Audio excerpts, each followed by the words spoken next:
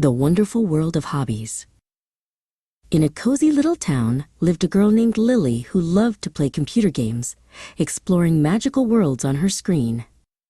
Her friend Tom preferred watching television, getting lost in exciting shows and movies every afternoon. But their friend Maya was full of energy. She loved playing sports like baseball and basketball with her friends in the park. Some grown-ups in the town, like Mr. Gable, enjoyed going to the gym for a good workout to stay strong and healthy. Others, like Mrs. Daisy, preferred a quiet walk in the park or a peaceful bike ride through the countryside. A boy named Sam had a fascinating hobby.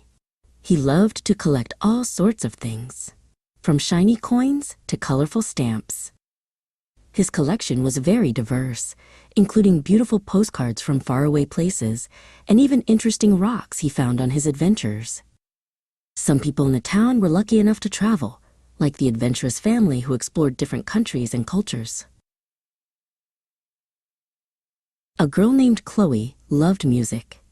She would spend hours listening to her favorite songs, from rock and roll to classical tunes. Her brother Leo preferred to make music. He was learning to play the guitar and dreamed of being in a band one day.